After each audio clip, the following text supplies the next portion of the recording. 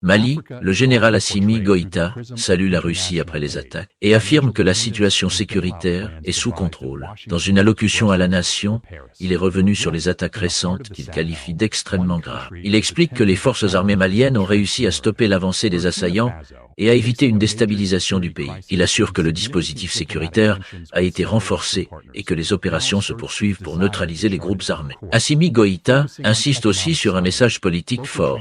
Il affirme que le Mali a fait le choix de la souveraineté et de la dignité, un choix qu'il reconnaît difficile, mais qu'il juge nécessaire pour l'avenir du pays. Il appelle à l'unité nationale, estimant que c'est dans les moments de crise que la cohésion doit être renforcée. Assimi Goïta met également en garde contre les rumeurs et appelle la population au calme. En insistant sur la nécessité de rester lucide face à la situation, il promet que les forces armées poursuivront leurs actions jusqu'au rétablissement complet de la sécurité sur l'ensemble du territoire. Le discours d'Assimi Goïta, diffusé le 28 avril 2026 sur la chaîne publique ORTM, intervient 3 jours après les attaques coordonnées les plus graves que le Mali ait connues depuis 2012. Le 25 avril 2026, les djihadistes du Chim et les rebelles indépendantistes du FLA ont lancé des frappes simultanées sur Bamako, Kati, Mopti, Sévaré, Gao, Bourem et Kidal. Un samedi noir qui a coûté la vie au ministre de la Défense lui-même. Dans son allocution, Goïta a estimé que ces attaques s'inscrivent dans un vaste plan de déstabilisation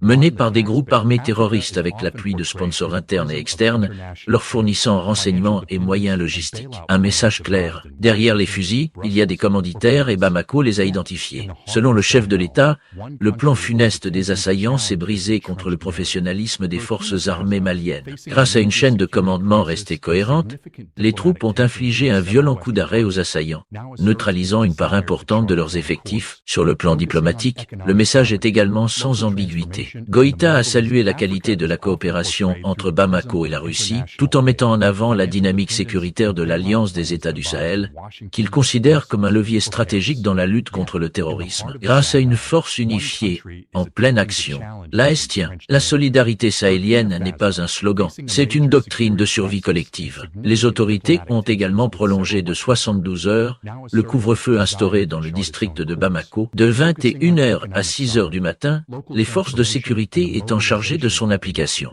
La réponse est ferme, organisée, souveraine.